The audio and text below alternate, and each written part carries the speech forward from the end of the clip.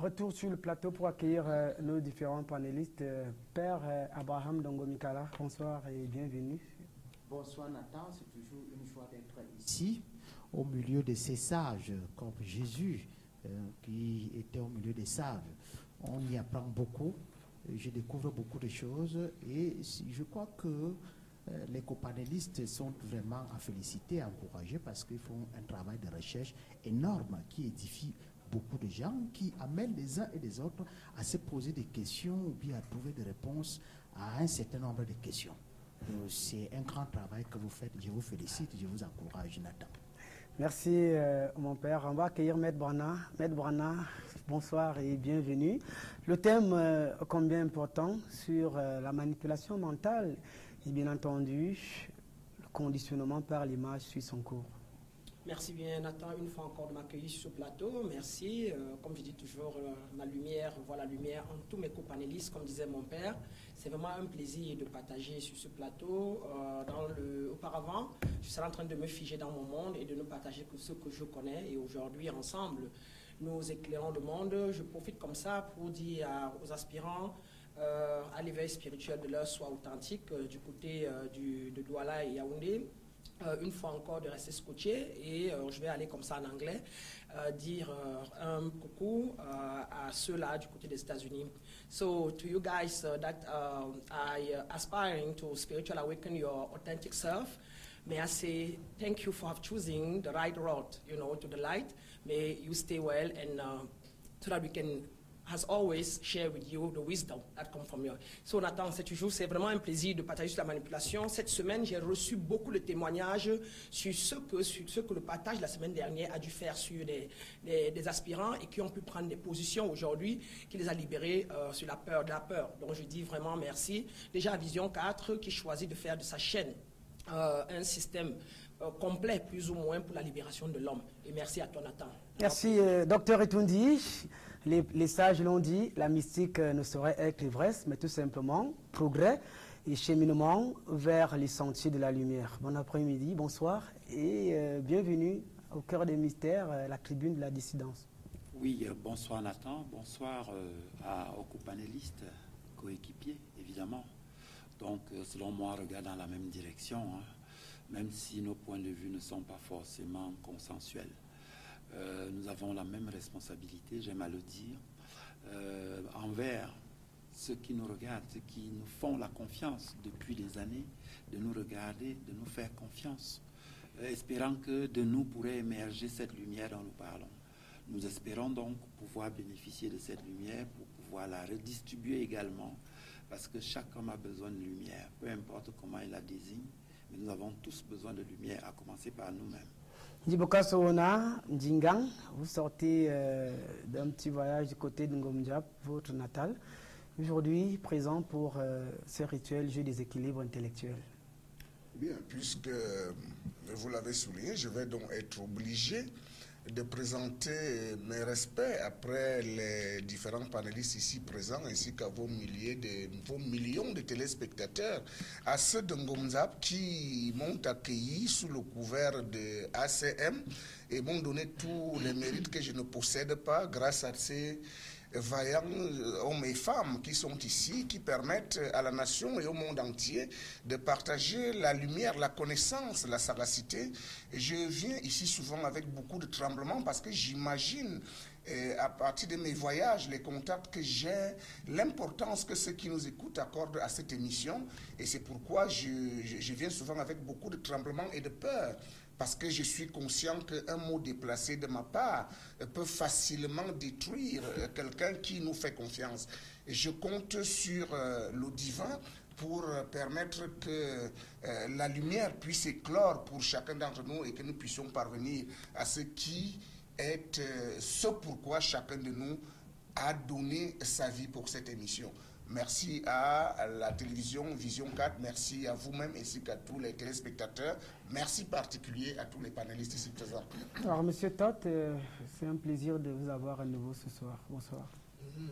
Maman Goré, Mambo Mangamugo, Maman Konmin de Semitovo le bien, Matana Botiswan, Amina, Missemina Simitovo le bien. Un bonsoir spécial à tous les frères du peuple noir et de la diaspora africaine qui sont en quête permanente de la lumière, de reconnexion pour le réveil et la renaissance de l'Afrique noire. Bonsoir à tout le monde. Merci. Elle nous a une fois de plus rendu... Elle est venue ce soir pour continuer ces échanges avec nous. La reine des montagnes, qui jusqu'ici continue de faire parler d'elle à travers son travail. Bonsoir la reine des montagnes. Bonsoir monsieur Anathan, bonsoir tous les téléspectateurs qui nous écoutent dans le monde entier. Merci encore de me recevoir dans cette émission qui est le plus écoutée dans le monde entier. Maître Brana ne voit que la lumière, vous aussi, vous traitez avec la lumière. La lumière dans la lumière, c'est un don de Dieu. Alors si on revenait naturellement sur vos dernières prouesses, ça veut dire tout ce que vous avez eu à faire entre-temps, au niveau bien sûr de la délivrance des âmes, la reine des montagnes, qui ne vit pas à Yaoundé, il faut le rappeler, du côté de Douala. Qui travaille en permanence entre Yaoundé, Douala et l'étranger. Alors si je viens encore sur cette grande émission, c'est pour présenter les merveilles que je fais dans le monde entier. Alors les téléspectateurs jusqu'ici ont entendu de vous que vous traitez avec l'eau. De l'eau, de ma paume de main qui contient de la lumière, de mon regard et quoi d'autre? Et de mes plantes de pied et de la poussière. Et l'eau, c'est l'eau de mes racines. Donc, à l'âge de 7 ans, je rappelle seulement, j'avais porté disparu 1 an et 6 mois dans la chute sur les montagnes de l'Ouest Cameroun. Alors mes parents m'avaient cherché jusqu'à faire le deuil. Et un 4 matin, j'ai apparu, commencé à guérir à l'aide de la paume de main et de cette eau-là. Ça veut dire que du retour de l'au-delà, vous êtes rentré investir de pas mal de pouvoir. Commencer à guérir, à délivrer les âmes. Parce que mon rôle sur terre, c'est de délivrer les âmes. Et alors, je ne laisse pas sans conseil les patients qui viennent vers moi d'aller se faire consulter par un médecin, de faire un tour à l'hôpital afin de venir chez moi. Vous êtes concrètement basé où, la reine des montagnes? Je suis à Biamassi, Acacia. À Douala, je suis à Bonabéry. À Biamassi, Acacia, je travaille chaque samedi dans la ville de Yaoundé. Et à l'étranger, c'est un peu de partout. Donc, lorsque je suis un peu... D'autres par l'invitation, on m'invite. D'accord. Avant bien sûr de prendre quelques témoignages qu'on a pu glaner ça et là, vous pouvez passer vos contacts aux téléspectateurs. Le contact affiché au bas de l'écran. Vos contacts. D'accord, merci. On ira du côté de la régie pour prendre quelques réactions que les équipes qui ont suivi la Reine des Montagnes ont eu bien entendu à piquer pour vous. Et ensemble, on continuera naturellement notre production de ce soir.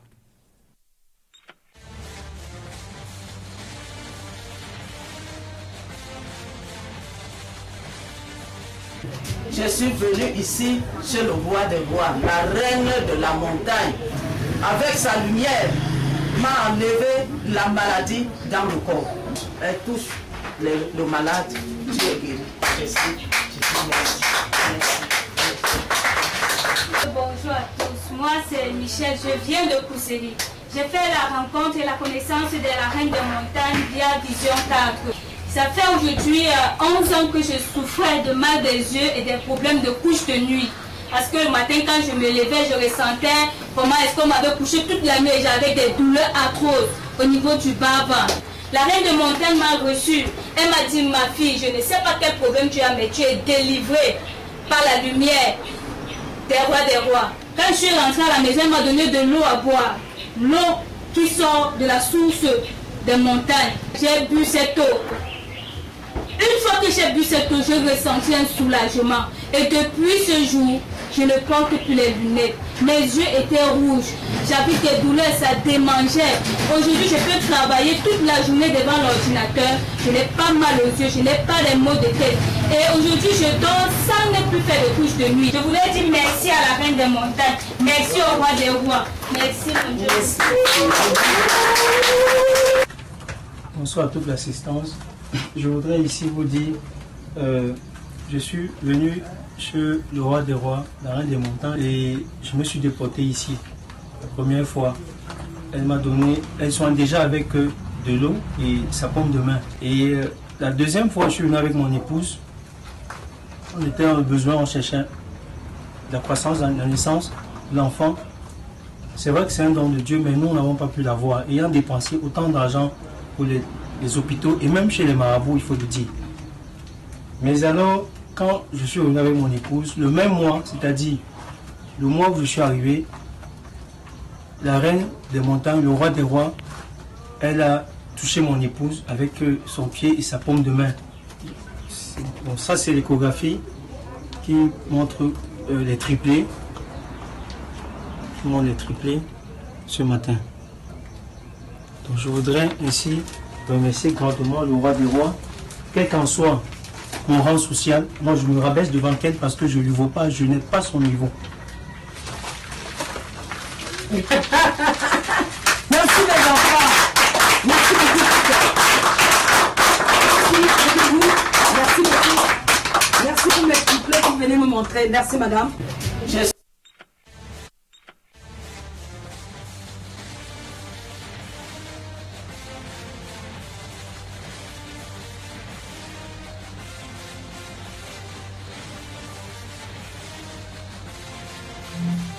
Retour sur le plateau pour entamer notre thématique de ce soir, à savoir manipulation mentale par l'image. On va accueillir sur ce plateau le maître de conférence du département littérature et civilisation pour faire les licences. Je vous appelle l'amitié d'être là. Bon après-midi, bonsoir professeur. Bonsoir. C'est un plaisir de vous avoir sur cette tribune de la dissidence ou du choc des idées. Vous avez eu naturellement la question. Comme le dirait Héraclite, ce qui contraste s'oppose et bien sûr le contraire de ces opposés a toujours créé la plus belle harmonie, d'où la diversité de courants idéologiques, philosophiques et mystiques sur ce plateau. Effectivement, l'homme n'est pas seulement le corps, il est l'esprit aussi, il y a adéquation corps et esprit, et je pense qu'on a besoin de ces équilibres parce qu'en réalité, la pénétration européenne nous a certainement apporté l'école cérébrale et livresque, mais en même temps nous a dérobé de nos valeurs profondes et spirituelles. Donc je pense que quelque part, ce retour devrait être profond parce qu'il y a eu toujours des retours d'authenticité, mais parfois folkloriques. Et ce qui est intéressant par rapport à ton émission, c'est la profondeur et puis cette diversité. Vous parlez d'Héraclite d'Éphèse dans son principe de changement qui permet à l'autre, n'est-ce pas, d'accepter la différence sans toutefois se sentir vexé ou frustré. Donc tout ce que je peux dire ici, c'est bonne émission. C'est vrai que je n'ai pas les 4 IE, mais bon, j'ai certainement de la profondeur épistémologique que je pourrais apporter. Merci, bienvenue chez nous, bienvenue chez vous. Et certainement, vous serez compté désormais parmi nos invités. Alors, docteur Etundi, on va tutoyer naturellement la science ce soir. On va ancrer bien sûr dans les méandres d'un certain nombre de disciplines scientifiques, notamment la neuroscience, la neuropédagogie, neuromarketing et bien d'autres, nettement la télévision, la peinture, en parlant de l'image et de la manipulation. Mais on a quand même remarqué que grâce au progrès de l'imagerie cérébrale, l'architecture du cerveau se précise et les neuroscientifiques suivent l'activité cérébrale désormais et expliquent de mieux en mieux l'interaction des différentes aires du cerveau. Est-ce que c'est ce qui vous a poussé à dire ici sur ce plateau qu'il n'existe véritablement pas de manipulation à travers l'image, mais tout simplement une interaction entre un émetteur et un récepteur? Oui, disons que vous avez jeté là les bases d'une réflexion qu'on pourrait encore élargir. On peut s'arrêter à l'aspect des neurosciences, parce que c'est celle que nous étudions à l'université et partout où nous parlons de sciences naturelles. Mais il est évident que, parlant de l'âme humaine, on peut aller dans les dimensions qui débordent largement ce que vous avez présenté. Je voudrais, pour la commodité du plateau, m'arrêter à ce que vous avez que vous nous avez présenté, à savoir les neurosciences. Vous parlez de neuropédagogie. Effectivement, les nerfs humains font partie d'un système complexe qui contient à la fois la dimension sanguine, la dimension nerveuse, la dimension éthérique et beaucoup d'autres qui constituent donc l'âme humaine. Mais si nous choisissons de nous arrêter à la dimension neurologique, effectivement, il y a manipulation dès qu'on active, ne fût-ce que la lumière, on parlait ici avant l'émission de luminosité, dès qu'on active la lumière, dès qu'on fait appel dans le système visuel à certaines couleurs, il y a une intention précise. Et ceux qui travaillent dans cette sphère-là savent ce qu'ils font. Lorsque vous voyez quelqu'un qui est ingénieur du son ou bien qui est ingénieur au niveau des jeux de lumière, justement parce que ça existe, non mais c'est pas un apprenti sorcier, il sait ce qu'il fait. Et il est payé pour produire des effets bien précis.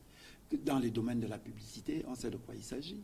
On connaît non seulement la symbolique des couleurs, mais on sait quel est l'impact de chaque couleur sur la psyché humaine. Et donc forcément, lorsque nous nous engageons sur ce terrain-là, nous devons savoir qu'il y a manipulation. Une manipulation, ça signifie ici, c'est-à-dire un effet dans la logique stimulus-réponse, un effet voulu, mesuré, qui produit, comme je dis, c'est-à-dire qu'il y a une intention derrière. Alors, Dr Etundi, oui. Vous êtes habillé en cravate rouge avec une petite fleur rouge. Oui. Quelle est l'intention recherchée auprès des téléspectateurs ou de ceux qui vous regardent? Ah d'accord, l'intention, mais c'est déjà d'être bien habillé. D'être bien habillé, c'est tout simple. Moi, j'ai choisi aujourd'hui de mettre du blanc et puis du rouge, parce que pour moi, c'est le contraste que vous évoquiez tout à l'heure. Mais déjà, ce que je porte ici, c'est tout un symbole. Même si je l'ai acheté dans le marché camerounais, je ne l'ai pas hérité. Quelle est la charge que vous avez mise dans cette fleur? Ben, il n'y a pas de charge spéciale. Simplement, c'est un symbolisme. Et là, nous parlons de la rose. Moi, je suis rose-croix. Ici, il s'agit de la rose, ça signifie le principe divin que chaque homme a au sommet du ventricule droit de son cœur. C'est tout un symbolisme.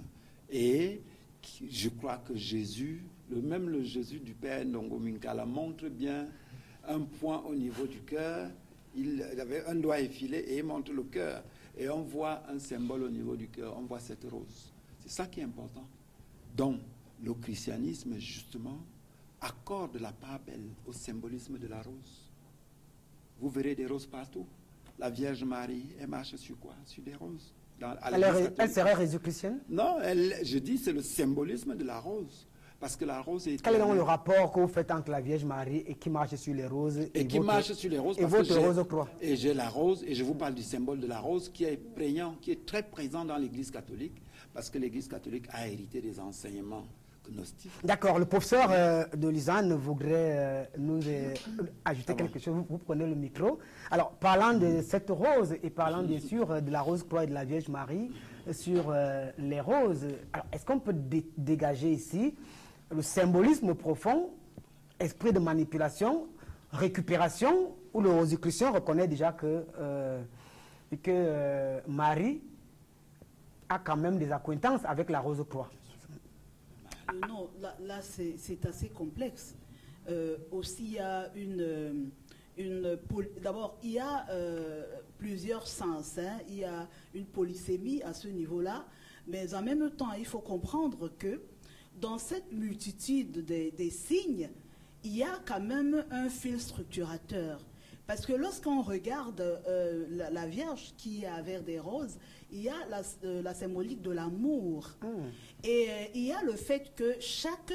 je n'aime pas utiliser les termes loges, mais je veux dire que chaque école de pensée, voilà le terme approprié, chaque école de pensée, ou alors chaque secte qui a réussi à s'institutionnaliser et qui devient par la suite une église ou une religion, on fait appeler ça comme vous voulez, a toujours cet appel vers l'amour. Il y a toujours cette volonté de dire, nous rassemblons, nous voulons partager.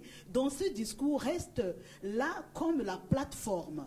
Donc c'est peut-être là où il peut avoir des similitudes. Sinon, le reste, c'est des tentacules où on se réapproprie une pensée, soit en profondeur, mais on l'élabore à sa manière. Donc, on ne peut pas dire que la Vierge Marie étaient rosicruciens, avaient des penchants rosicruciens. Marcherait même sur des roses et les rosicruciens réclament cela. Alors, est-ce que les rosicruciens ici ne nous passent pas? Il ne faut pas qu'on dévie. Je ne pense pas qu'il récupère cela. Il a voulu montrer l'importance de la rose et que même les églises, et même la rose les églises qui ont réussi, qui sont des églises qui se disent universelles, dans ces églises-là aussi se sont appropriées la rose. Donc ils ont des éléments communs. Donc je pense que c'est là où il voulait en venir. Mais il n'a pas voulu dire qu'il y a une duplicata rose-croix catholique. Non, je ne pense pas.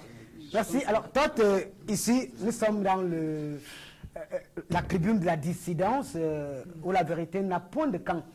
Lorsqu'on regarde la démarche du Dr Etundi, qui conjugue avec la neuroscience, les rapprochements faits avec l'Église catholique, et même les symboles, on a l'impression que un message subliminal est en train d'être passé ou reste sans être perçu par les néophytes que nous sommes. Ça amuse beaucoup, vous voyez que tout le monde est dans le sourire. Mais il faut d'abord rappeler très rapidement à ceux qui nous écoutent que tous les mouvements Rose-Croix d'or, Rose-Croix mort, Rose-Croix Max Sendel et tous les mouvements de la Rose-Croix, franc-maçonnerie et tous les mouvements de la franc-maçonnerie, gnosticisme, gnose et tous les mouvements que vous connaissez, tirent leur source d'une même origine, la tradition judéo-chrétienne. Donc il est normal qu'ils partagent au fond la même symbolique, même si au niveau de la cristallisation des enseignements, il peut y avoir des divergences, ils ont un fond qui leur est commun. Donc, si la Vierge Marie marche sur les roses, c'est leur affaire là-bas. Quel est donc le message subliminal entre Marie, les roses, Rose-Croix, Dr Etundi, Max Sendel? Oui, ils nous disent que la rose est le symbole de l'amour. Mais chez nous, en Afrique, on offre l'amour. Ce n'est pas la rose qu'on offre. On offre autre chose. Le symbole de l'amour chez nous, ça dit quand un homme veut exprimer l'amour à une jeune fille, ce n'est pas une rose qu'il lui offre. En Afrique? Oui, ce n'est pas une rose. Donc, ça m'amène donc à revenir sur la symbolique des couleurs. Parce que chaque culture a sa représentation des couleurs. Il faut préciser ça. C'est-à-dire, ce n'est pas parce que tu me présentes la couleur rouge que je la comprends telle que l'Américain ou le Britannique la comprend. Le Chinois a sa conception du rouge, sa conception du bleu, sa conception du jaune. La même chose avec l'Africain. C'est-à-dire, dans les cultures, l'univers de représentation dépend... On voulait dire que chaque culture a sa liturgie chromatique. Bien évidemment. C'est pour ça que l'autre peut être sensible.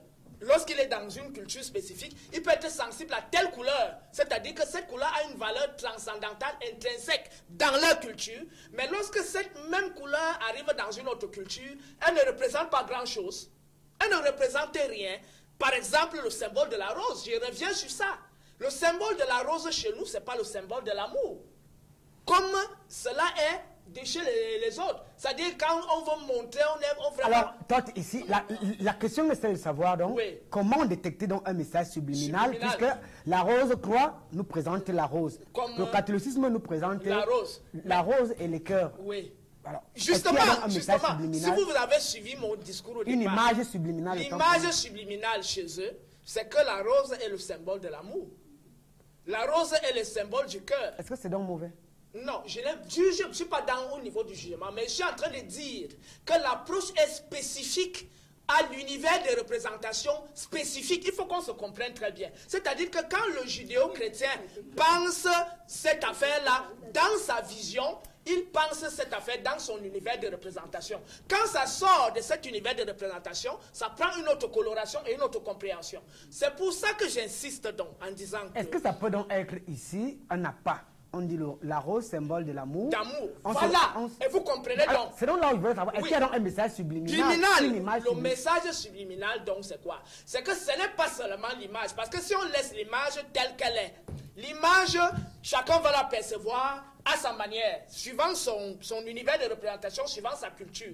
Maintenant, ce qui est dangereux, c'est le message qui est véhiculé derrière. C'est-à-dire qu'on te fasse comprendre que voici comment tu dois comprendre telle couleur, voici comment tu dois comprendre telle image, voici comment ça dit. C'est tout le texte, le code, c'est-à-dire le texte qui est contenu derrière l'image et qui vous amène à comprendre, à adhérer. Parce qu'il y a des arguments qu'on vous avance pour vous dire, forcément, la manière dont vous avez l'habitude de comprendre cette image n'est pas la meilleure manière. Voici la manière la plus élevée, la manière la plus sublime. C'est ça, c'est à ce niveau que se passe la séduction. C'est-à-dire au niveau du texte, au niveau du message verbal et écrit. C'est à ce niveau que... Où est donc le danger à ce niveau? Le danger, au niveau de la rose, quoi, par exemple, le danger est donc que lorsque vous voyez sur un panel qui parle de la rose, c'est un Africain. C'est-à-dire, on voit un noir. C'est-à-dire, automatiquement, même si au niveau de la pensée et du cerveau, ça peut être un occidentalisé, mais automatiquement, ce qu'on voit, c'est d'abord un noir. Lorsque lui nous parle de la rose, l'Africain qui le voit comme un Africain, mais il se sent étranger à travers le message qu'il a en train de... Est-ce qu'on n'a pas les roses dans nos jardins? Non, la rose n'a pas la même signification dans la culture africaine. J'insiste là-dessus. C'est-à-dire qu'il tient un discours, on le voit, il appartient à une culture, à un univers culturel spécifique, mais le discours qu'il tient est différent, c'est-à-dire est en désaccord avec l'univers de représentation dans lequel on peut l'introduire. Et c'est à ce niveau que se présente le danger, c'est-à-dire il présente un discours radicalement opposé à son univers de représentation, à son univers culturel. C'est à ce niveau. Alors, mon père, nous parlons de la manipulation par l'image. Et la semaine dernière, vous nous avez fait des révélations sur ce plateau. Et ça, que ce soit en Chine, que ce soit au Japon, que ce soit en Russie, les messages venant des États-Unis nous ont fait comprendre que mon père Mikala est un homme intègre. Il dit la vérité, respectant les valeurs et l'éthique. Car il déclarait encore jeudi dernier que l'image de Jésus que vous voyez là, ce n'est pas Jésus. Alors, quel est le message subliminal de cette image qui n'est pas Jésus? Ah oui, la question que vous posez est très intéressante parce que le message subliminal de cette image, c'est que ça nous renvoie à l'être Jésus. Cette image que nous voyons là-bas. Oui, on ne peut pas dire que c'est Jésus là, parce que personne ne l'a filmé. Personne n'était là pour le dessiner. Mais l'image a une signification théologique.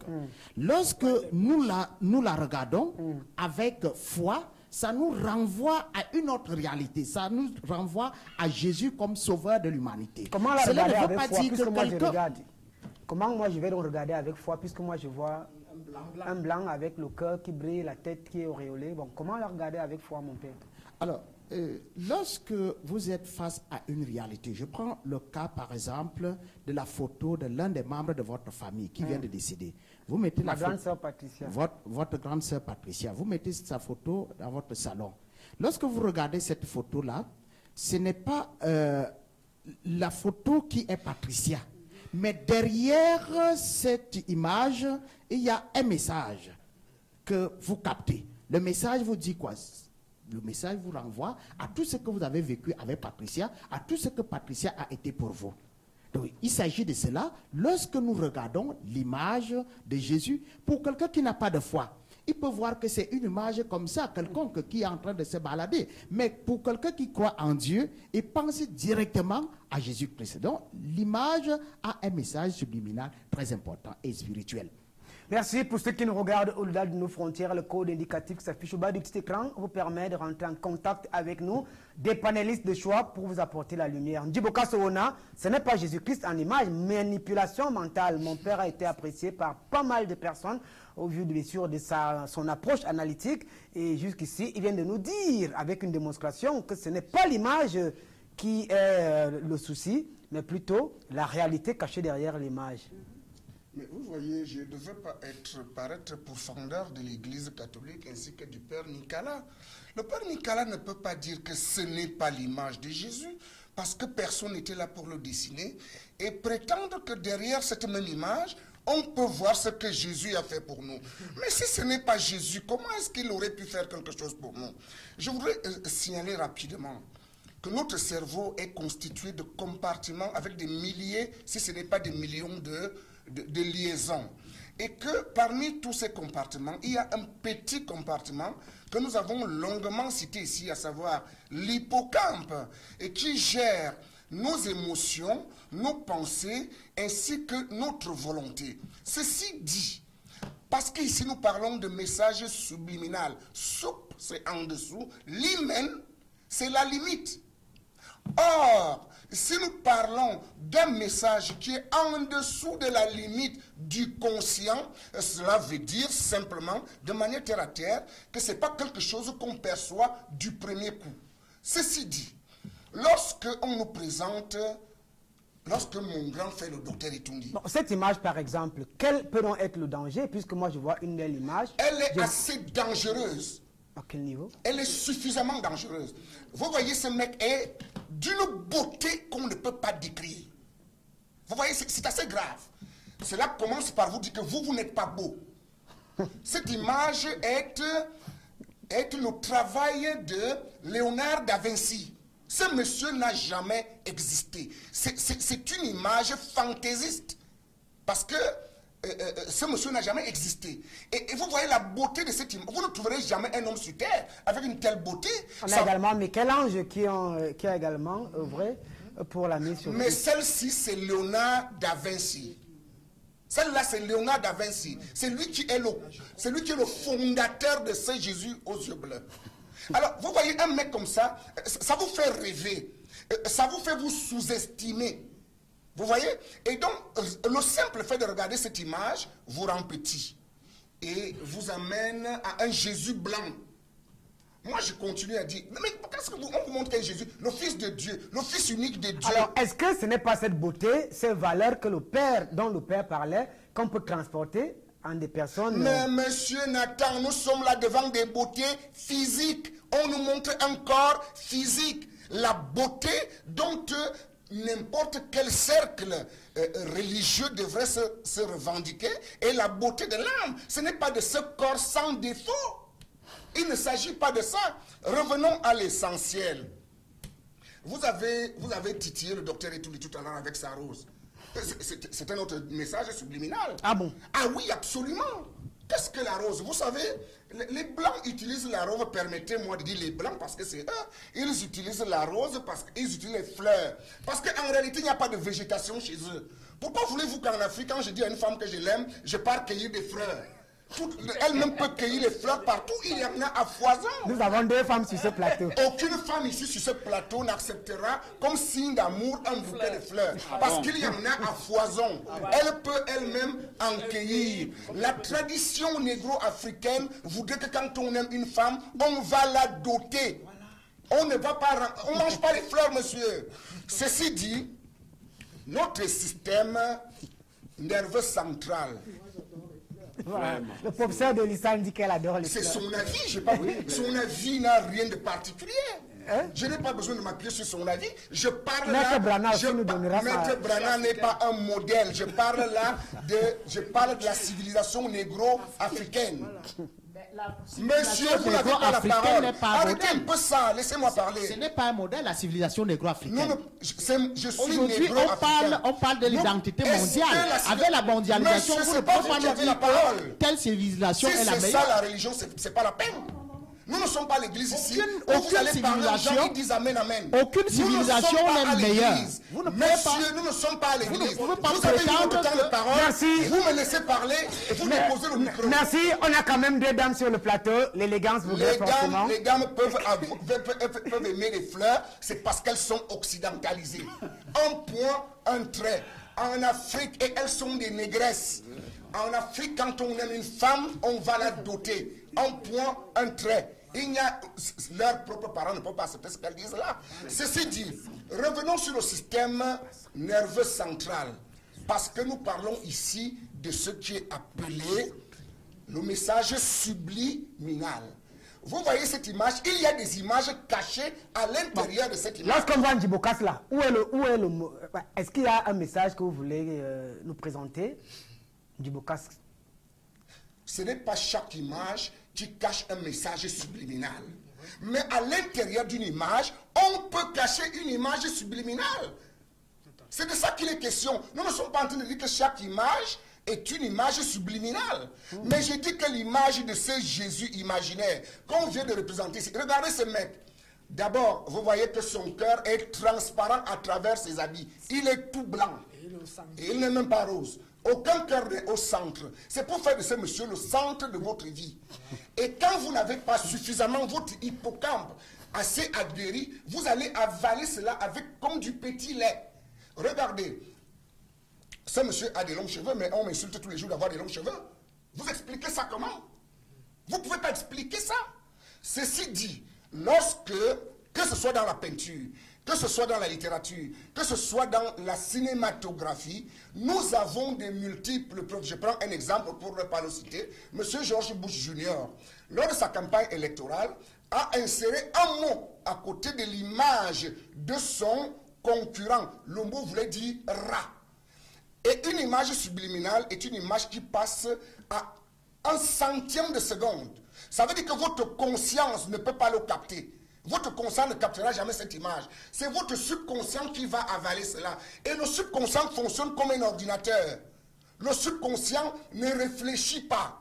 Lorsque vous avez avalé des connaissances, qu'elles soient imagées, qu'elles soient culturelles, qu'elles soient structurelles, votre subconscient, à un moment donné, va vous les renvoyer, comme un ordinateur vous renvoie les programmes que vous lui avez donnés, sans aucune réflexion. C'est en cela que l'image subliminale est dangereuse, parce qu'on peut vous faire avaler ce à quoi vous ne croyez pas. Ne pensez pas un seul instant que quand on parle d'image subliminale, contrairement à ce que le prêtre essaie de faire croire, on ne croit pas, on subit. L'image subliminale. Alors, Maître Brana, on va parler du cas de la télévision. Certains spécialistes, comme les spécialistes qui sont sur ce plateau, disent que nos comportements devant la télévision ou la presse écrite obéissent, bien sûr, en grande partie à des mécanismes inconscients, comme le disait Ndjibokas tout à l'heure.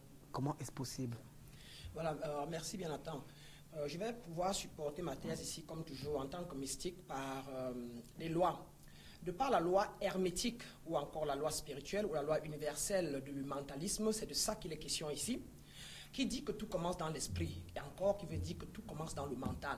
Et c'est dans du mental que nous créons tout ce que vous voyez de physique, et à quoi nous sommes exposés là dehors. Cela dit, comme disait le frère Ndjibokas, tout ce que nous regardons comme image, tout ce que nous entendons comme son, c'est de là que nous nous conditionnons. Alors j'ai toujours pris l'exemple ici, par exemple, qu'un enfant soit né, qu'on le mette dans une chambre dès sa naissance et qu'on mette un robot qui nourrit, habille et change et guérit cet enfant grandira bien évidemment. À 20 ans, si vous le sortez de là, cet enfant-là est ce qu'on appelle la conscience Adam. Ça veut dire que c'est une conscience vierge qui n'a eu l'idée de regarder aucune image autre que les 4 murs dans lesquels il était. Donc, alors son mental est vide. On dit que son esprit est donc vierge. Jusqu'à ce qu'il soit donc exposé à la télévision ou à l'image de la famille ou au mot Jésus-Christ ou à la Bible. Il ne sera ni chrétien, il ne saura pas ce que c'est que l'islam, il ne saura pas ce que c'est que le mal, il ne saura pas ce que c'est que le bien. Il sera quelqu'un qui aura le son à la bouche, mais il n'aura pas de langue. Il ne connaîtra pas le français ni l'anglais. Il ne pourra pas juger et il ne pourra pas se dire que Jésus reviendra. Donc il sera quitte de toute religion et tout courant de pensée. Alors l'enfant sera simplement là avec le son bla bla bla bla. Alors c'est donc pour cela qu'on vous dit que si quelqu'un a fait l'image de Jésus-Christ, elle est subliminale et quand nous nous présentons à la télévision, nos accoutrements, nos paroles ont des effets directs mentaux sur les personnes qui nous écoutent. Qu'est-ce que Maître vient rechercher avec cette tenue? Voilà, Maître Brana, elle vient présenter la lumière qu'elle incarne. J'apparais tous les jours à la télévision incarnant ce à quoi je crois aujourd'hui. Quand je croyais à Jésus-Christ, quand j'étais catholique... Vous étiez mal habillé quand vous étiez catholique? Quand j'étais catholique, oui, bien sûr, pas mal, mais j'étais habillé à la méthode dont j'étais conditionné de croire qu'une chrétienne devait être très pieuse et devait faire comme Jésus. Je portais une croix au cou et je portais toujours ma dizainite au doigt et je comptais sur elle pour me protéger. Et dans ma maison, dans ma voiture, partout, j'avais les photos de Jésus blanc. Et c'est en ça que j'avais foi. J'étais séparé du vrai Dieu qui était en moi. Maître, puisque vous êtes dans les services d'intelligence des États-Unis, on rappelle que c'est un domaine suffisamment sensible, l'informatique. Alors, lorsqu'on parle d'informatique ici, c'est pas très loin de la télévision. Alors, comment est-ce que la télévision peut donc influencer le comportement de quelqu'un à force de la regarder? Oui, mais la télévision influente le comportement de quelqu'un à force de la regarder simplement, comme je disais tantôt, de par la loi du mentalisme, tout ce qui est émis audio, dans l'imagerie de quelqu'un à travers et qui passe donc, dès que nous prenons contact par vos 5 sens, que ce soit par les yeux, par les oreilles, par la bouche ou le toucher, etc. Et particulièrement les deux sens avec lesquels on nous conditionne, c'est ce que nous regardons et en deux, ce que nous entendons. Voilà pourquoi les églises, à force de battre fort avec les paroles, on est conditionné et on prend un parti, à savoir je suis protestant, je suis catholique, etc. Ou alors un courant de pensée, comme disait mon frère Etundi, parlant de la rose croix. Et de même, donc pour les yeux, à force de voir Nathan dans sa tenue plus belle ou moins belle, on peut claquer la porte et dire non, quand je vais sur cette chaîne-là, il est toujours mal habillé, il s'asseye très mal, il bavade mal, moi j'aime pas les écouter, par exemple. Et donc, ça fait un effet sur le mental de la personne et du jour au lendemain, beaucoup de gens m'appellent pour me dire combien ils ont changé depuis que nous faisons l'émission. Beaucoup de gens m'ont dit combien ils ont changé depuis la semaine dernière, par exemple. Il y a 4 personnes qui ont quitté l'église catholique, qui m'ont dit plus jamais, parce que lui, il croyait, il était certain que c'était Jésus, le vrai lui-même, et que ça c'était sa photo. Et c'était moi de leur démontrer que si vous n'êtes pas mystique, vous ne pouvez pas comprendre le message subliminal. En dernier, le vrai mystique n'a pas besoin de photos, ni d'images. Dieu, Jésus dont on parle, c'est une conscience. Et cette conscience n'est pas la photo dont vous voyez. Et si vous avez déjà une photo ou un symbole devant vous, vous commencez à perdre le nord. Vous ne pouvez plus vous retrouver. Car Dieu étant une sphère énergétique, elle est vous, c'est cette parole, ce son, ce que j'émets sur ce son, je transforme avec. Donc cela dit, ne considérez plus les images ou des outils pour pouvoir changer, mais allez en vous, fermez les yeux comme le Bouddha, et vous trouverez en vous ce dont Dr Etundi qualifiait de fleur ou de rose. Elle n'est pas un instrument, mais plutôt une pensée pieuse. Ce qui va nous intéresser, nous ne sommes pas encore à la partie prédication, mais ici, on est encore dans le décryptage. Alors, professeur, en 2011, lorsqu'on interrogeait les Français sur les programmes de télévision et qu'ils aiment regarder, les réponses étaient les documentaires, les reportages, le cinéma et les programmes d'information. Ça, c'est un sondage IFOP 2011. Et bien sûr, parmi les chaînes de télévision que les Français, dans un échantillonnage, ont dit qu'ils aimaient regarder, on avait en tête l'Arte, France 3, France 5 et très loin, bien sûr, TF1. Ce qui est quand même paradoxal, c'est que dans les 100 meilleures audiences de cette année 2011, n'apparaissait aucun documentaire, encore moins tout ce qui a été cité comme chaîne de télévision, mais TF1 venait avec 23,7% de taux d'audience. France 2, qui n'a jamais été cité par les gens qu'on a tendu le micro, venait avec 14,9%, et suivi de M6 qui avait 10,8%. Puis Arte, qui était en tête, avait 1,5% d'audience. Alors, la question, c'est de savoir pourquoi l'être humain, notamment ces Français, à ce moment, ont dit ce qu'ils ne font pas. Ça veut dire qu'ils disent que nous aimons telle chaîne de télévision dans le sondage. C'est le sondage IFOP 2011. Mais maintenant, lorsqu'on essaie de mener une étude scientifique avec la médiamétrie, on se rend compte que ce qu'ils ont dit n'est pas ce qui est. Ce n'est pas les chaînes qu'ils regardent qu'ils ont dit qu'ils regardaient. Non, mais il faut savoir que les sondages réagissent au départ avant ceci pour dire que nous qui avons cette particularité d'écouter les contraires, on est parfois très mal à l'aise, pas très gêné lorsque parfois ça va dans tous les sens et qu'on ne contrôle pas l'autre. J'aimerais vraiment que ce soit un tout petit peu discipliné parce que mon métier me permet d'accepter tout le contraire de ce qu'on dit. C'est ça qui permet de travailler une thèse, c'est-à-dire un travail de pensée et de réflexion. Donc, je suis un peu très mal à l'aise quand on envoie balader des gens. Bon, ce que je voulais dire ici, c'est que en France, on a cette particularité. D'abord, le français, c'est une langue de la diplomatie. Vous allez vous rendre compte que dans toutes les sphères des relations internationales, ils sont hyper, au niveau de la langue, je parle de la langue, leur langue est très manipulable et très fluide. Donc, il y a une relation étanche entre la langue qu'on manipule et l'homme. Donc, le français a sa possibilité. C'est qu'on ne s'entend pas toujours avec les Anglais qui vont stretch the point, alors que eux, ils jonglent, ils manipulent. Donc, lorsqu'il y a sondage, il faut savoir que presque 70% de personnes, et je reste très mesurée et nuancée, ne diront jamais exactement ce qu'ils pensent. Je le dis par rapport aux élections, par exemple, ils vont vous dire qu'ils adorent... par exemple. Dans le temps, c'était il y a un communiste là qui était trop agité. On l'adorait. Pas Mélenchon, je dis dans le temps, le communisme. Alors, on l'adorait, mais il ne faisait jamais plus de 2 ou 1,5%. Et tout. Donc, moi, je vais vous dire une chose. Les Français, la manipulation, ils sont dans la manipulation permanente. Et parce que c'est comme ça. On dit une chose, on pense le contraire. On dit une chose, on pense le contraire. Donc, est-ce que nous qui faisons dans ce code linguistique, on n'est donc pas soumis à cette même manipulation, puisque scientifiquement, lorsqu'on mène un sondage à partir d'un échantillonnage, on peut dire que ce sondage a une assise scientifique. Et maintenant, lorsqu'on pousse plus loin, ce que vous avez dit n'est pas ce qui est. Parce que lorsque chacun rentre chez lui, les taux, la médiamétrie ne trompe pas avec des outils. Il faut déjà savoir que l'être humain est avant tout un garçon de café. L'être humain a une manipulation, une double conscience. Et c'est pour ça qu'on parle de la doublure, des doublons, de l'hypocrisie, et ainsi de suite. De la comédie, du processus de théâtralisation qu'on utilise en politique. Donc l'être humain a la capacité de donner une image, d'afficher une image qui, par ricochet, ce qu'on appelle l'arrière-boutique. Pour revenir scientifiquement maintenant, l'arrière-boutique. Donc, il faut savoir, j'ai tellement l'habitude de regarder les gens, moi j'essaye, je regarde rarement les machines.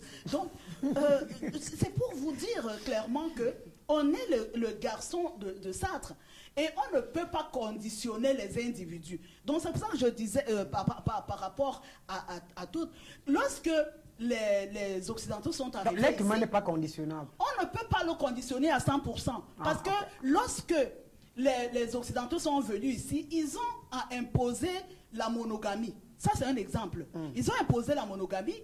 Et lorsque vous reprenez Mongo Betty dans Le Roi Miraculé, et on se rend compte que le roi des Essazam, on lui demande de chasser toutes ses femmes et de rester avec une seule. Et qu'est-ce que ça a entraîné? Ça a entraîné que 2 villages devaient se faire la guerre. Parce que le mariage, ce n'est pas une affaire d'une femme ou d'une personne. Vous comprenez donc qu'avec 2 systèmes de pensée, on veut manipuler les populations sur le plan idéologique pour pouvoir adhérer à un système et on fait savoir à ces gens que la monogamie est une très bonne chose. Alors qu'en réalité, ce n'est pas ça qui préoccupe le prêtre. Ce qui nous préoccupe, c'est d'avoir le maximum d'adhérents possible. Et il passe par tous les moyens en enlevant à ces peuples-là ce qu'ils ont de plus fort, à savoir leur culture, dont les acculturer. Et puis autre chose, je voulais rajouter par rapport à ce que le prêtre a dit, nous devons savoir que la question de l'Église catholique par rapport à Jésus reste une question problématique. J'ai l'anecdote. J'étais à Toulouse où j'ai fait mes études, je passe par la rue Saint-Rome et je vois un Jamaïcain qui est en train de vendre les tableaux et avec Marie, une femme noire et son bébé noir. Et je me suis arrêtée, je regardais, puisqu'on parle de manipulation, je regardais et il était surpris, il me dit, mais comment tu t'es arrêtée? Depuis... quand les Africains qui sortent du campus, puisque l'université n'est pas loin, passent, ils regardent méchamment, avec mépris, et ils vont très vite. Il dit que mais le gars là, il est cinglé. Qu'est-ce qu'il fait là? Parce qu'il y a eu ce conditionnement.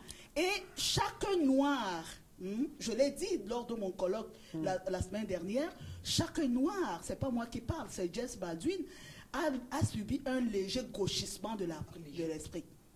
Dans la prochaine fois, le feu. Qui nous a fait subir ça? Mais c'est la colonisation avec la manipulation, avec l'assimilation. Là où la domination, là où le principe dominateur a réussi, c'est qu'on a mené les gens à se désapprendre, c'est-à-dire à se détester eux-mêmes. Et là, c'est du très bon boulot. Parce qu'au niveau de l'économie, on peut devenir riche.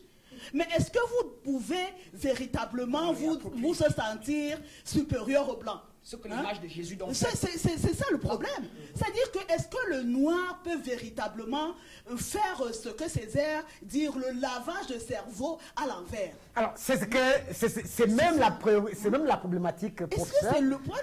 C'est ce que nous voulons faire. Et quand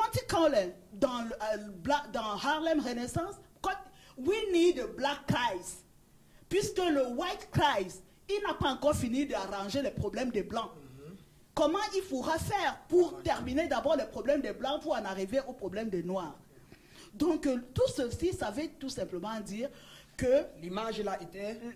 Que l'image soit mauvaise ou qu'elle ne soit pas ceci. Ce que je voulais dire, c'est que moi, je crois quand même, je reconnais quand même que l'Église africaine a fait beaucoup d'efforts par l'inculturation. Je rends hommage au Père Mveng qui en a payé de sa vie pour que l'Afrique puisse faire en sorte que cette église ressemble un peu à l'Afrique.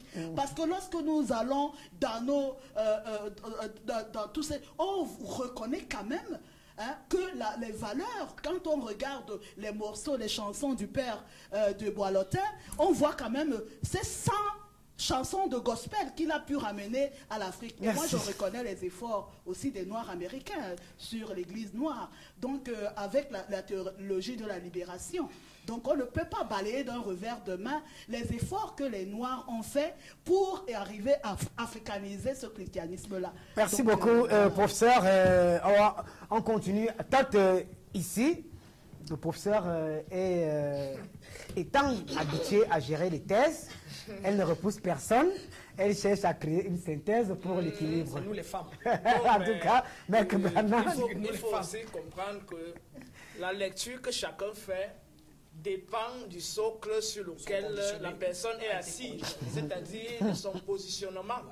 Et je creuse donc, comme je suis toujours celui qui laboure les racines, pour faire régénérer ces racines et les enfouir davantage dans le sol, afin que la tige, les branches, les feuilles et les fleurs puissent véritablement être épanouies. Et je vous relance donc avec la même question. Comment expliquer donc ce sondage qui fait que lorsqu'on arrive sur les rues de Paris, sur les rues bien sûr des villes françaises, ce que les gens ont dit aux journalistes, que nous on aime les documentaires, on aime les reportages, on aime le cinéma, on aime Arte, on aime France 3, on aime France 5, mais lorsqu'on regarde la médiamétrie, on se rend compte que ces Français, tout ce qu'ils ont dit, c'est le concret. Et d'ailleurs, Arte est la dernière chaîne. Voilà, je réponds. Hypocrisie, manipulation. Je réponds très rapidement à cette question.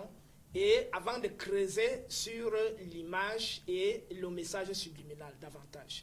Le problème qui se passe, c'est au niveau du niveau de culture d'un peuple. C'est-à-dire, quand vous voyez un peuple qui dit une chose et qui pense le contraire, ça veut dire que ce peuple a compris que ceux qui les dirigent sont là, pas forcément pour les intérêts du peuple, mais pour leurs propres intérêts. Et donc, ils sont capables de modifier. Ils sont capables... La question, il faut voir le cheminement. Je suis en train de répondre très techniquement.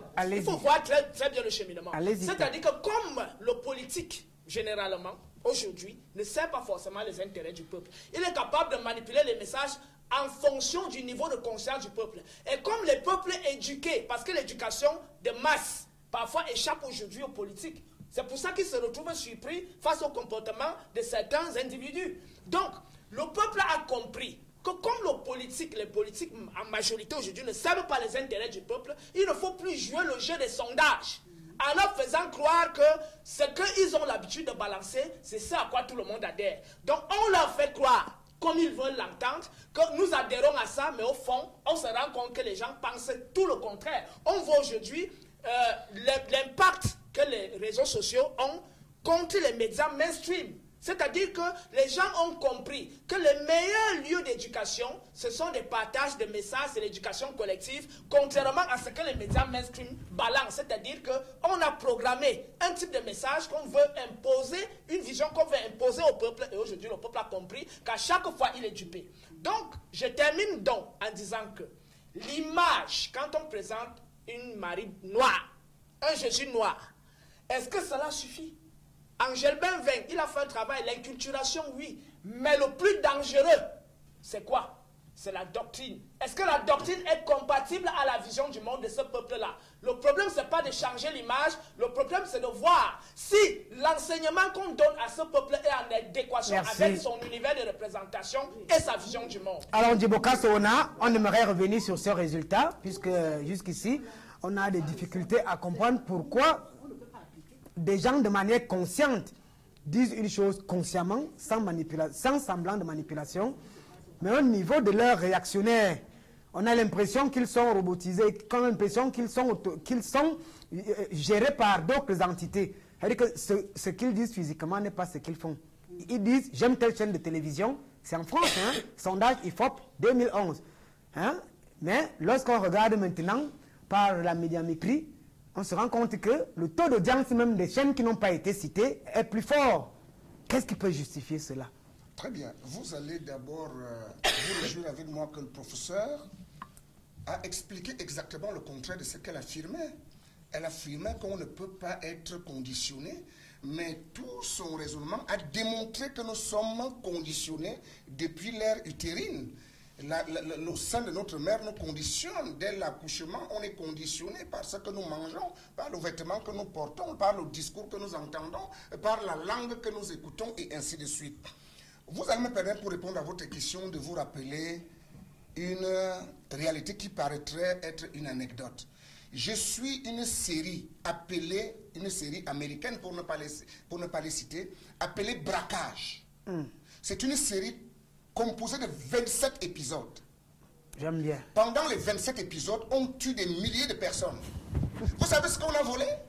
En fin de compte, on nous présente un tableau qu'on aurait volé. Et vous savez ce qui est sur le tableau? Le visage d'un mec qu'on appelle Jésus.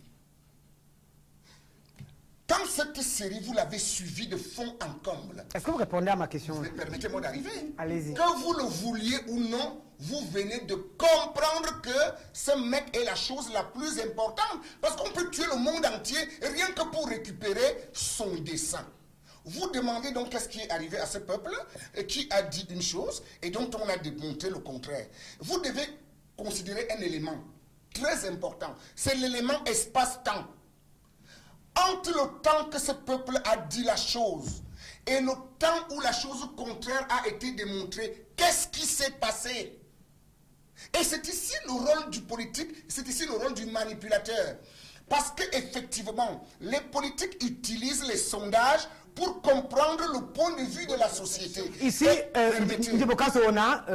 peut-être qu'on ne se comprend pas, puisque le thème ici, c'est l'impact de cette image sur les neurones, et la question est celle de savoir. Ici, le politique n'intervient pas. On ne va pas voir le politique partout. Hein? La question est celle de savoir un être conscient et conséquent qui dit de manière volontaire, j'aime une chaîne sœur, par exemple. Hein? Il est convaincu qu'il aime la chaîne sœur, il le dit. Mais lorsque, et peut-être plus 1, 2, 3, 4, 5, 10, 100 000 personnes le disent volontairement, sans pression. Mais lorsqu'on va dans les ménages, on se rend compte que ce n'est même pas la chaîne sœur qu'il regarde, mais c'est plutôt une autre chaîne qu'il regarde. Alors, la question est donc de savoir qu'est-ce qui s'est passé à ce niveau sans toujours voir le mal sur le politique. Non, je ne parle pas du politique en tant que politicien. Je parle du gestionnaire de la cité. Vous allez comprendre que ce que vous appelez volontairement est justement l'involontaire. Il n'y a pas de volontairement qui s'y est. Et c'est ce que le professeur a passé le temps à expliquer ici. Il n'y a pas de volontairement qui s'y est. Nous disons, je suis un commerçant, laissons le politique. Je suis un commerçant, je veux vendre les assiettes. Mais je dois d'abord étudier le cercle dans lequel je veux vendre mes assiettes. Je peux faire un sondage et je me rends compte de ce que les gens aiment. Et moi, je n'ai pas ça. À ce moment-là, je passe avec ma publicité pour démontrer que ce que vous aimez n'est pas ce que vous êtes censé aimer. Et c'est pourquoi je vous parlais de la notion d'espace-temps. Entre le moment où ces gens ont dit « nous aimons X » et le moment où ils viennent dire « nous n'aimons pas X ». Qu'est-ce qui s'est passé? Ils n'ont pas dit que nous n'aimons pas X. Je ne sais pas si on se comprend. L'analyse qui vient de montrer qu'il n'aime pas X est une analyse qui dépend du temps. Si on avait fait l'analyse à l'instant T où ces gens disaient nous aimons X, on aurait trouvé exactement ce qu'ils disent. Il y a eu manipulation jusqu'à un moment où on vient faire cette deuxième analyse qui peut-être pour vous n'est pas un sondage, mais c'est toujours un sondage. Nous ne sommes pas libres. Merci. Il faut le comprendre. La question ici, nous savons que nous ne sommes pas libres, c'est déjà dit, mais nous voulons savoir ce qui se passe. Ce qui se passe. Non, je passe la parole aux résolutions. Docteur Etoundi, nous sommes dans un exercice scientifique où on prend des cobayes sains. On dit, monsieur, vous aimez quelle émission? Il te dit, j'aime Au cœur des mystères, j'aime Tour d'horizon, j'aime La Reine. On fait un sondage. Mais maintenant, lorsqu'on essaie d'établir les taux d'audience, on se rend compte que là, on ne laisse plus parler les gens, mais on laisse voir à partir des éléments scientifiques. Nous sommes dans un sondage IFOP 2011 en France. On se rend compte que ce que les gens ont dit, ce qu'ils ont déclaré, on n'est pas reparti le voir. On a juste utilisé des éléments techniques pour voir si ce qu'ils ont dit est ce qu'ils font. Alors, qu'est-ce qui se passe entre ce qui est dit et les éléments techniques qui attestent le contraire? D'accord, ça démontre simplement les limites scientifiques de ce qu'on peut appeler le sondage. Moi, j'enseigne les méthodologies des recherches et je sais que l'approche par sondage est une approche approximative, très approximative, qui fait que, effectivement, on puisse observer ce type de phénomène. Mais ce qu'il y a de plus simple à dire, c'est que en général, le sondé ment. Il ment. Au moment où on lui tend le micro, il ment. Alors, il docteur, ne dit pas ce qu'il est. Docteur, il ne dit pas ce qu'il fait. Docteur, si on touchait un peu une autre dimension, au-delà de l'aspect physique, oui. Alors ici, nous on veut comprendre, est-ce que le subconscient, qui est une banque de données, oui, peut faire agir le conscient inconsciemment? Ça, je suis d'accord. C'est là où nous parlons. Alors, je suis ça veut dire que tu dis une chose, mais le subconscient te pousse inconsciemment. Tu dis, j'aime par exemple la chaîne bleue, la chaîne sœur bleue, mais inconsciemment, tu te retrouves à la chaîne sœur verte, en train de regarder, contrôlé par le subconscient, alors que le conscient a déclaré que moi j'aime la chaîne bleue. D'accord, je parlais. Voilà un peu la question. Oui, mais la question, on essaie d'y répondre, Nathan. Je dis, il y a d'un côté ce qu'on appelle le mensonge du sondé, mais on peut aussi observer effectivement que l'homme a du mal à identifier ce qu'il aime vraiment. Vous savez, ce qu'on appelle la connaissance de soi est déjà quelque chose qui dépasse l'homme ordinaire. En général, quand je dis j'aime telle chose, il faut encore aller voir s'il n'y a pas de schizophrénie derrière. Et très souvent, vous verrez des gens qui vous disent « j'aime ceci », mais qui se comportent autrement. Ça, c'est propre à l'homme parce que justement, il ne se connaît pas. Il ne se connaît pas dans sa dimension consciente, inconsciente et subconsciente. C'est ce que je suis en train de dire.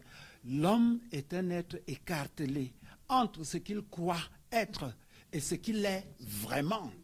Et c'est pour ça qu'on parle de schizophrénie. Nous sommes tous des schizophrènes, à la limite.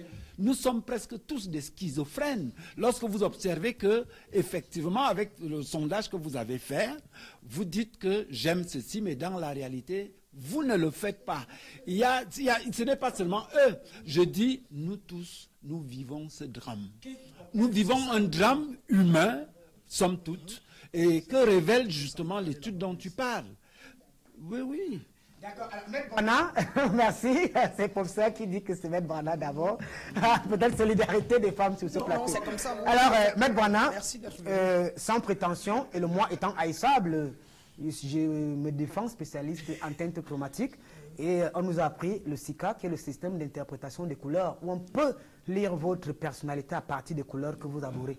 Alors, dans mes travaux, j'ai eu à interroger pas mal de personnes sur les couleurs que ces personnes aiment. Elles vont te dire, j'aime la couleur rouge, j'aime la couleur noire, j'aime la couleur bleue. Petit exercice, tu demandes à la personne d'aller dans sa garde-robe, regarder si ces couleurs qu'elle t'a dit sont les couleurs dominantes dans sa garde-robe. La plupart du temps, c'est toujours le contraire.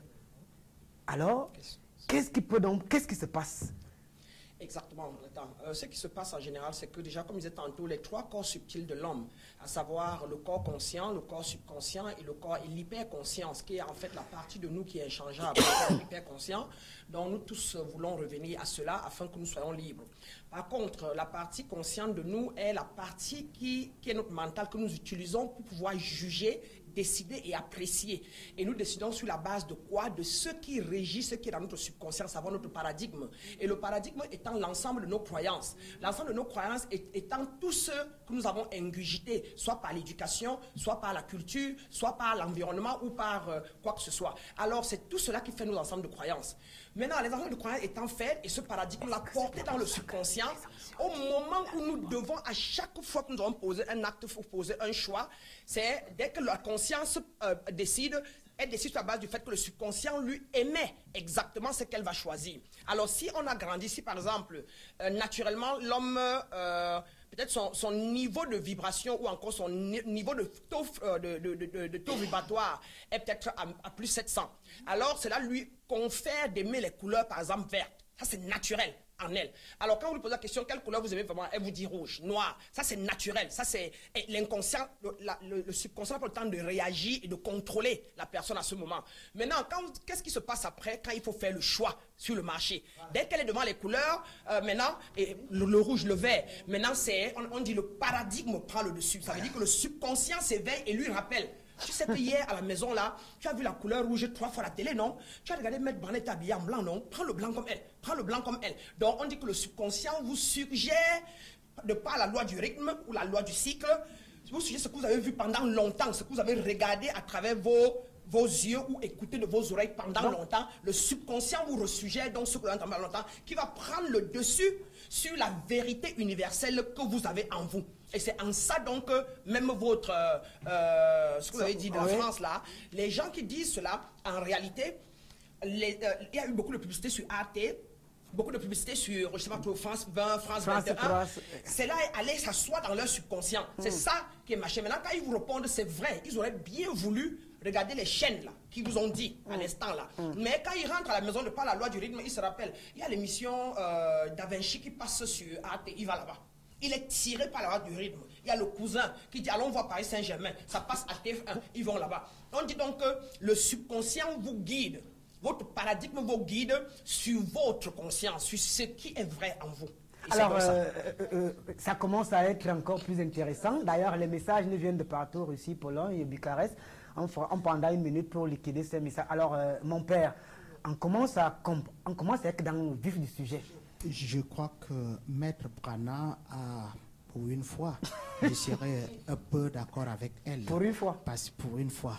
Parce que lorsque vous avez un message, le message subliminal est caché derrière ce que vous avez comme message réel maintenant. Et le subconscient capte le message subliminal. Il le garde. Et lorsque vous vous reposez, par exemple, ça peut revenir et ça peut être renvoyé dans votre conscience. De telle sorte que l'acte que vous allez poser n'est plus cohérent par rapport à la parole que vous avez prononcée avant. Donc, il y a tout cela qui joue en nous. Ce qu'on voudrait manipuler déjà, par exemple, le sondage que vous avez évoqué tout à l'heure. Je prends un cas très simple. Si on fait le sondage avec un niveau sonore qui est peut-être à 90 décibels.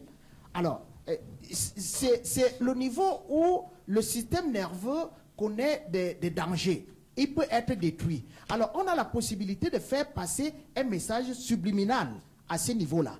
90 décibels, par exemple. Alors, la question est donc de savoir à quel moment les cortex visuels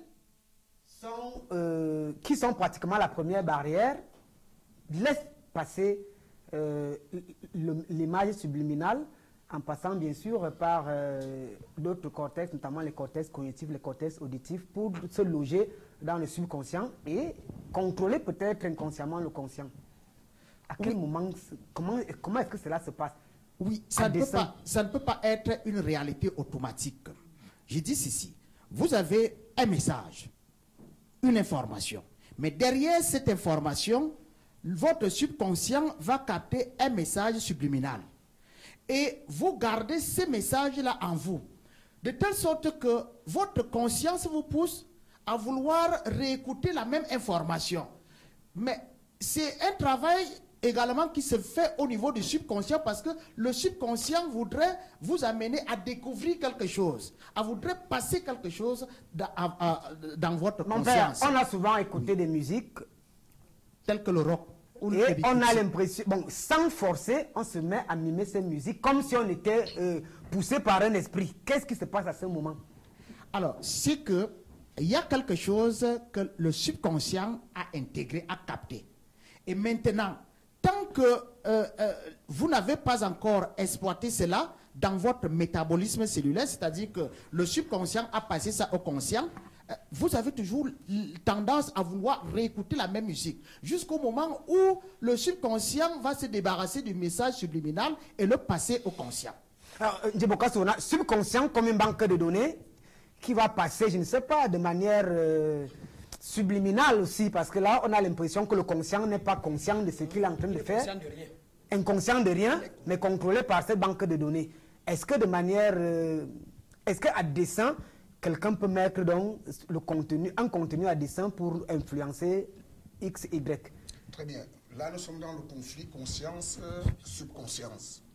Il faut bien noter que l'être humain, dont on suppose qu'il est le seul à posséder la conscience, être doté dans sa conscience de 10% de conscience logique et de 90% de subconscience. Ça veut dire que la conscience est un petit enfant devant le subconscient. Si vous permettez que je revienne un peu sur votre image de ce pays qu'on appellerait la France. Vous voyez, lorsque je dis, on me demande, monsieur, quelle couleur aimez-vous? Je dis, j'aime le noir. Je ne mens pas, contrairement à ce que je semble entendre ici. Mais vous savez pourquoi je vais acheter le blanc? Parce que j'ai subi la contingence sociale. Parce que dans la société, on me dit le noir est maléfique. C'est une couleur de deuil. Et ça porte la malédiction. Et voilà pourquoi je vais finalement acheter le blanc alors que j'aime le noir. Prenons un peu d'autres couleurs. Parce que là, je suis un spécialiste des teintes chromatiques. Oui. Beaucoup ont dit j'aime le rouge. Oui. J'aime le bleu. Oui. J'aime la couleur jaune. Mais lorsque tu l'envoies faire un exercice simple, aller regarder les couleurs dominantes dans sa garde-robe, il n'y a aucune couleur. Pour sortir un peu de ces problèmes mélodradermes, mais c'est ce dont je suis en train de parler. J'aime bien la couleur que j'ai prononcée aimer. Prenons un peu le cas du Cameroun, par exemple. Tu vis au Cameroun et on te dit quelle est la couleur que tu aimes. Tu dis j'aime la couleur bleue, mais tu vas acheter la couleur, peut-être la couleur violette. Je continue à dire.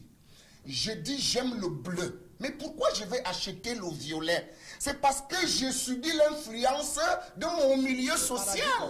On dit dans mon milieu social, nous sommes là dans un cadre paradigmal. On dit dans mon milieu social que le bleu, c'est pour les femmes. Vous ne pouvez pas acheter une chemise jaune. On va dire, oh là là, mais c'est une couleur des femmes. Et puis si vous n'avez pas assez de personnalité, parce que c'est de ça qu'il est question. Parce que justement, la notion de conscience est subordonnée à la notion de personnalité.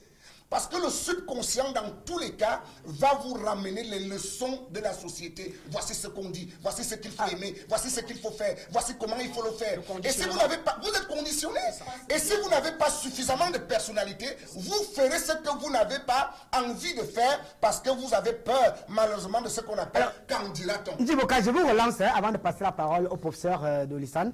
Alors ici, est-ce que ce que nous voyons ne nous influence pas? Quand on sait que, parlant par exemple des teintes chromatiques, nous avons 4 saisons en Europe et nous avons 2 gammes de couleurs. On a d'un côté les couleurs froides, on a de l'autre côté les couleurs chaudes. Et la période estivale, ça veut dire en été, il y a beaucoup de soleil et naturellement, les spécialistes des teintes chromatiques vous diront qu'il faut des couleurs chaudes qui rejettent naturellement les rayons ultraviolets, les rayons X. Et toi, le petit Africain qui regarde habituellement tout ce qui se passe de l'autre côté, tu te retrouves donc en train d'emmagasiner cette banque de données et d'acheter des couleurs chaudes en période de froid. Mais vous êtes en train de m'acclamer. C'est ce que je suis en train de dire.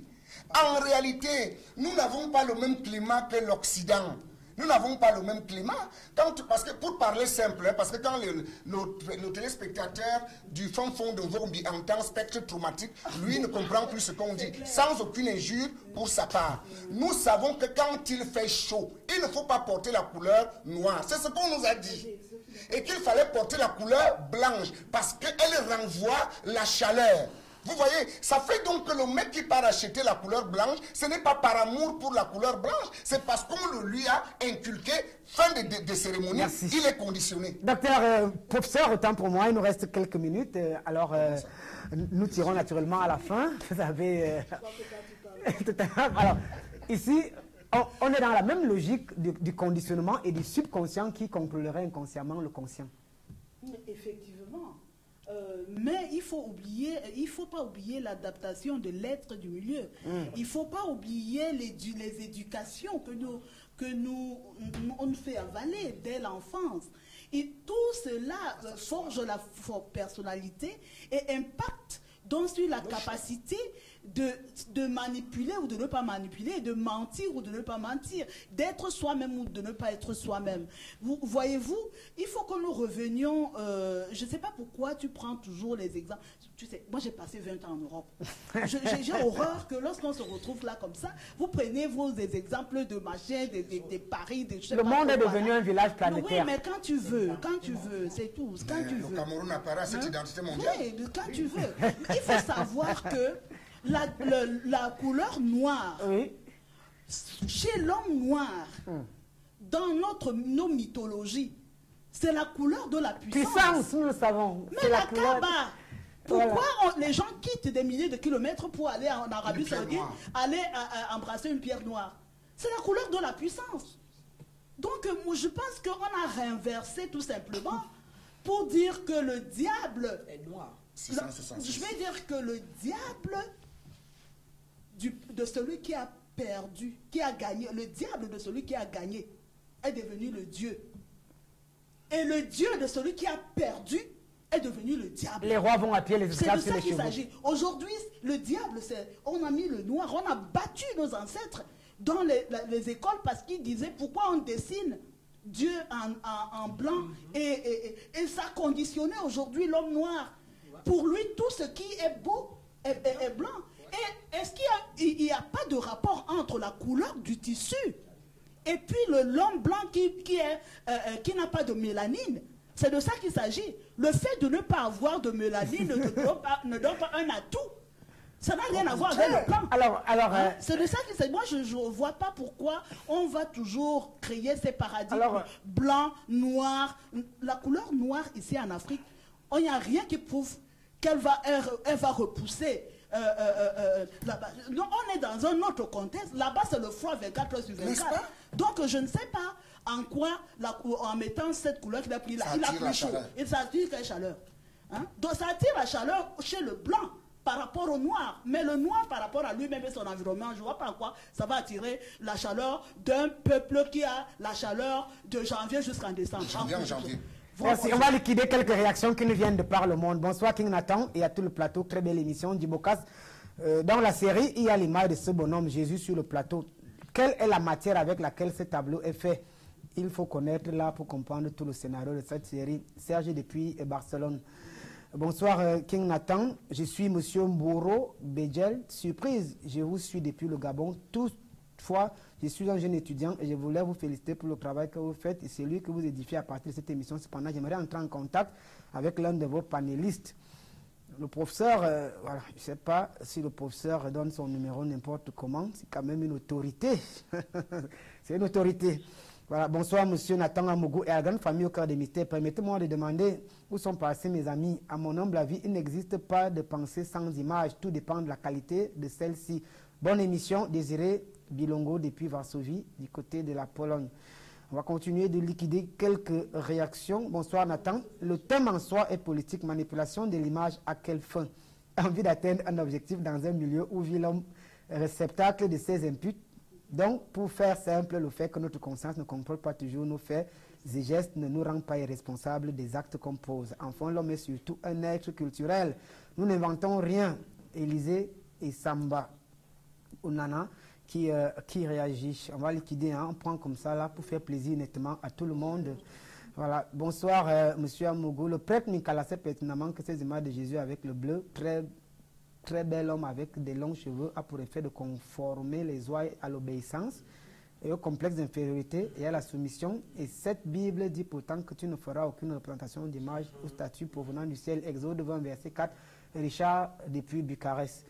On va liquider. Prends un peu au Cameroun et en Afrique aussi. Bonsoir, monsieur Nathan. Même la dame ayant fait ses études à Toulouse est totalement conditionnée car elle raisonne et réfléchit comme les Blancs. Elle cite et récite les auteurs occidentaux et connaît certainement très peu la littérature africaine. D'accord, merci. Ça nous vient du Cameroun, mais ça n'a pas été signé. Bonsoir, King Nathan, les respects à tous. Merci pour tous d'être présents à l'éveil des consciences. J'aimerais dire juste que la rose a des épines. Monsieur le Résoluticien, l'homme a bien l'aspect joie et peine. Dans chaque élément de communication se cache toujours un message subliminal. Nous avons depuis longtemps reçu des livres avec des images qui ont conditionné notre mental et pour conditionner les films sur le Fils unique de Dieu. Emilio Bissaya, depuis la France, Paris 15e. Bonsoir, King Nathan. Le prêtre ne dit pas comment ta maman qui est morte, tu vas aller prendre sa photo d'une autre personne pour la représenter. François, depuis la France. Bonsoir, monsieur Amougou. Je suis Haïti depuis les États-Unis. À mon humble avis, je pense qu'il ne serait pas juste de prendre une définition du dictionnaire et ensuite l'afficher. Une réalité d'un peuple quelconque. Les termes fétichisme, totémisme. J'aimerais dire au Père Mikala que mondialisation des cultures, c'est la somme de toutes les cultures incluses, les nôtres. Et quand on parle des universalités, c'est la somme de tout ce qui est fait de l'univers. Alors nous aussi, on a le droit de faire valoir ce qui vient de chez nous en Afrique. Merci, professeur Dolisan. Haïti depuis les États-Unis. Okay, d'accord, hein? On va liquider quelques réactions encore. Bonsoir, King Nathan. Jésus était-il blanc? Pourquoi les musulmans trouvent aberrant de représenter le prophète Mohamed? Est-ce que les pyramides dans les pyramides en Égypte étaient toutes spirituelles? Les Africains ont quel message dans leur culture? Bref, l'image nous parle parce qu'on y cherche un sens ou un message. François depuis Moscou.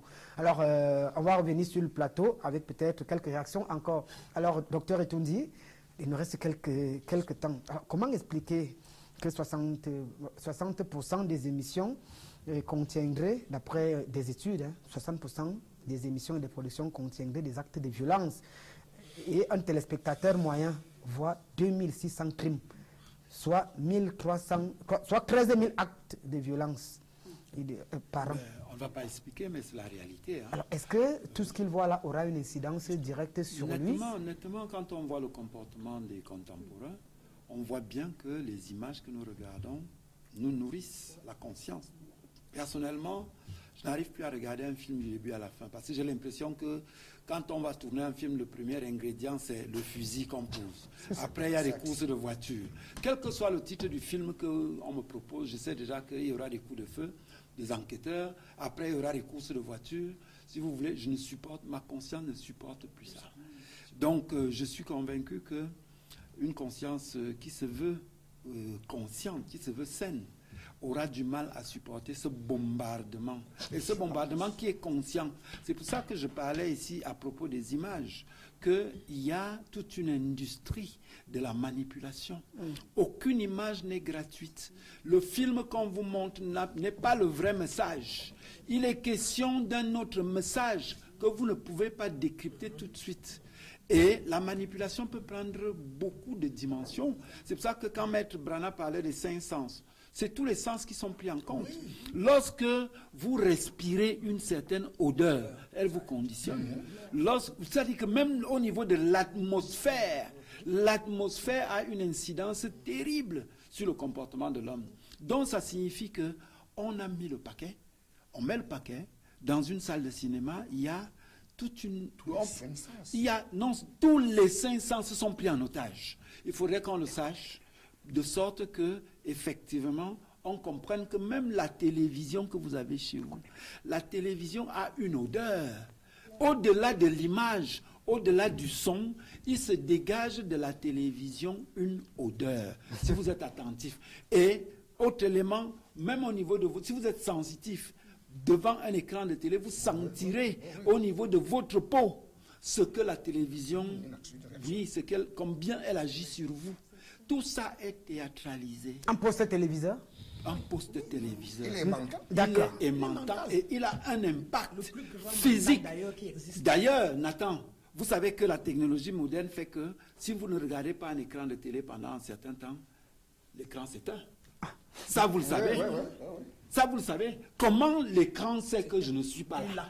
Donc, il y a intelligent. Ben oui, il y a une intelligence, il y a une interaction entre l'homme et la télévision. Le virtuel, et je Dieu vous assure. au travail. Ben oui, et je vous assure. Mais c'est pour ça qu'on peut tuer quelqu'un à partir de là. D'accord, Ben oui. merci. Puisque l'émission n'est pas terminée la semaine prochaine, on va essayer de voir si, comme le disait Dr Etundi, ces images sont gratuites. Il dit tout ce qui est produit par l'industrie.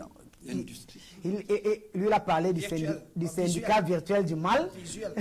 Alors, Père Mikala, c'est pratiquement une conclusion partielle. Nous avons beaucoup avancé ce soir. Et à la conclusion, au terme de cette série d'émissions, on verra comment est-ce qu'on peut retransformer le monde aussi, comme le disait le professeur, à partir de ce que nous connaissons déjà, pour peut-être trouver un monde, pourquoi pas meilleur. Voilà.